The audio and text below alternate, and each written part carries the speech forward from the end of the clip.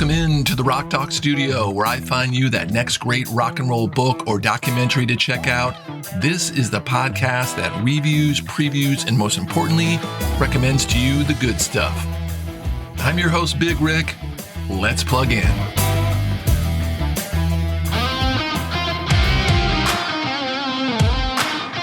In the mid-70s, most of the big record labels pushed their artists for a hit single. They needed something they could sell. They needed that hit. One of these labels, Columbia, had an artist whose first two albums barely sold over 500,000 copies. He had a lot of hype, but he wasn't selling any records. So an ultimatum was dropped. Give us a hit single or you're off the label. And the artist responded by turning in Born to Run. And even after hearing it, they still weren't sure that they wanted to keep Bruce Springsteen on the record label. And today, the spotlight falls on that story in the new book, Tonight in Jungleland, The Making of Born to Run by Peter Ames Carlin. Chaos. That's how I would describe the making of the Born to Run album. And Carlin makes sure we see all the sides of what went into this 38 minutes of rock and roll history. And yes, he did have access to Bruce, and Springsteen sits down with him, gives him information, gives him those needed parts, kind of fills in the gaps to the story that most of us know about this record. But he also uses just enough background on the other people that also played a part in this story to really reel you in. It's a fascinating story. And even though it's a look back and full of nostalgia, there's an urgent, in-the-moment feel to it. And a lot of that is due to the do-or-die situation that Springsteen was in at the time. And Carlin is really good at crafting chapters and building tension and building excitement as you go along. You really get to see these songs come together on the record and what it took to not only record them, but to write them, especially Jungleland and Born to Run, where Bruce spent a ton of time and a ton of revisions to make them what they are today. Carlin didn't hide how Springsteen's obsessive self-doubt turned these recording sessions into really a never-ending search for what he heard in his head. Springsteen had no problem burning out musicians, producers, engineers, anybody who was working on this record along the way. And he was also battling the comparison to Bob Dylan, which he appreciated but really didn't want anything to do with. The book unravels how Born to Run, the album, came to be, and much of it is about Springsteen's time in the studio, working out the tunes and all the different iterations of the song on the record. It was really great to watch these songs come together. Bruce had a notebook that he kept with him at all times, and he would constantly be writing, and you get to see parts of the different versions of these songs. And, he was trying to pull the songs together that would take his career to the next level. Really cool insight on where he was getting all these ideas for the classic characters on the record, the Magic Rat, Scooter and the Big Man, the Barefoot Girl, and Mary, to name a few examples, and all the classic scenarios that crept up in the 8 songs on Born to Run. You get an idea of where this all came from. Chasing down those stories and watching them grow and develop are really a highlight of this book. And one more thing about the songs that I really felt added to the book and the overall story was the way Ames Carlin used these songs, how they were birthed and how it changed sometimes completely into something else, and then eventually how it ended up and how it just became these classics that got embedded into our psyche. Through the songs, you get to understand deeply about Springsteen motivation, where he was at that time, his drive. Definitely his drive. I mean, it was crazy how committed he was to being a rock and roll star and his passion that he had for music. And it explores the more personal side of the boss during this time. I've seen Rock and Roll Future, and its name is Bruce Springsteen. Remember when that statement was published? It created a stir. It was 1974, and it was John Landau who penned it for a review in the Boston's The Real paper after seeing Springsteen perform at the Harvard Square Theater. And the reason why I bring it up is because it plays a pretty big part in this book, because it shaped one of 2 really important friendships for Springsteen around this time of the making of Born to Run. Springsteen and Landau got along so much that Bruce even asked him to sit in on the recording sessions. And this friendship and another, the one with his first manager, Mike Appel, really added an interesting subplot to the story.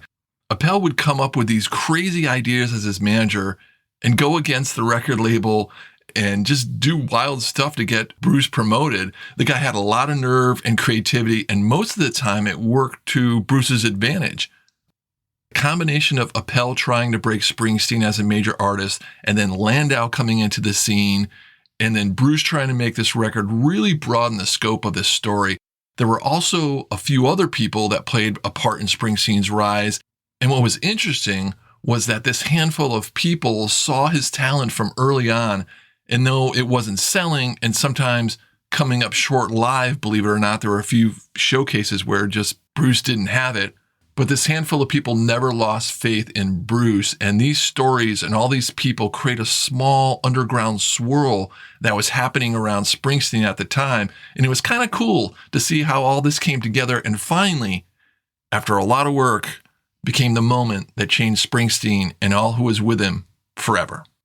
Peter Ames Carlin, the author of the book, claims in the acknowledgments that he had the idea for this book in the spring of 2024, which meant that he had to report and then write the whole thing within a few months due to what he called modern publishing being what it is.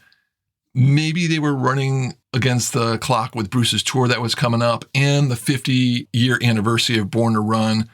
And maybe that is why this book contains very little waste of space. Maybe it was that time crunch, or maybe Carlin is just that damn good of a writer. My vote, Peter Ames Carlin is just that damn good.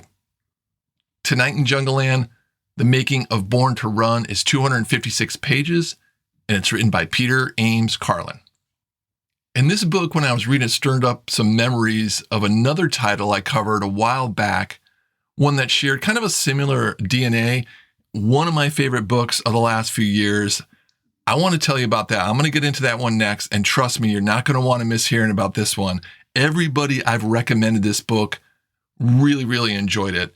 And there is another title that I instantly thought of way back when I heard the announcement about this book, about that it was coming out, that Peter Ames Carlin was writing it. So that book has a major connector to this one. So now I've got two books that I need to tell you about.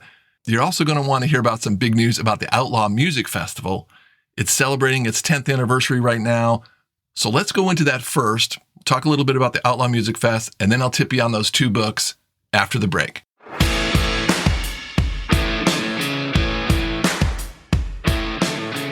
Today's episode is sponsored by the Outlaw Music Fest 10th anniversary branded merchandise. The Outlaw Fest is out there right now on tour with Willie Nelson, Bob Dylan, Sheryl Crow. Wilco played with them the other night, Lucinda Williams. It's a great tour and a great celebration of these artists. And I've got a chance to give away 3 pieces of merch from the Outlaw Festival. 3 of you are going to get a chance to win some of this. And all you have to do to win, it's free, is just send me an email at info@rocktalkstudio.com. I'm going to put that information into the show notes. The show notes are the description of the episode. So right in there, there's going to be a place where you can send me that email to sign up. I'm also going to include the link to the Outlaw Fest so you can check out that merch, check out that gear.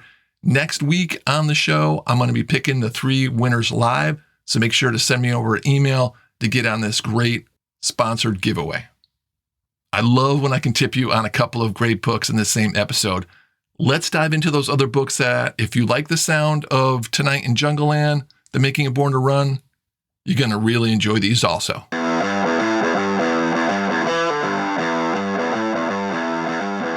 Okay, the first book I want to tell you about is called Deliver Me from Nowhere, The Making of Springsteen's Nebraska by Warren Zanes. This won the Book of the Year award on the podcast 2 years ago. Tremendous book, very similar to Tonight in Jungleland because it just takes a piece of Springsteen's career, a moment, a very important moment, and with Nebraska, a very dark moment in his life, and really explores it. Warren Zanes is a great writer. He wrote the autobiography of Tom Petty.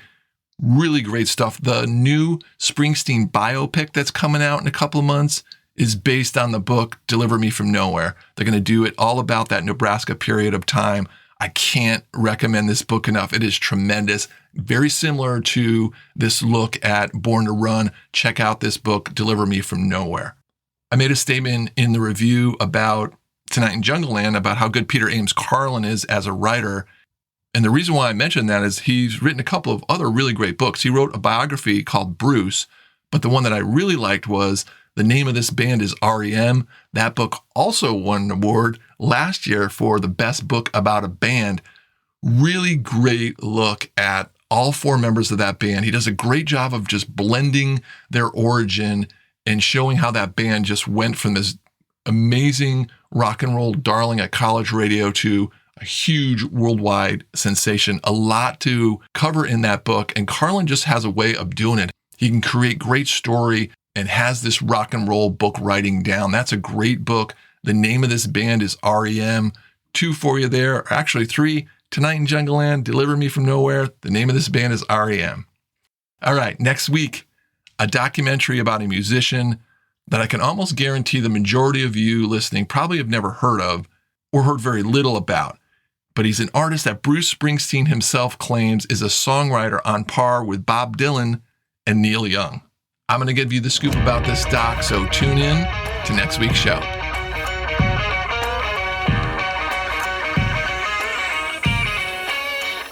Thanks for tuning in, everybody. Love talking rock and roll with you. Go check out that Outlaw Music Fest merchandise. 3 of you are going to get a chance to win that next week. All right, let's tear it down, pack it up, and head on down the road. I'll see you next time in the Rock Talk studio.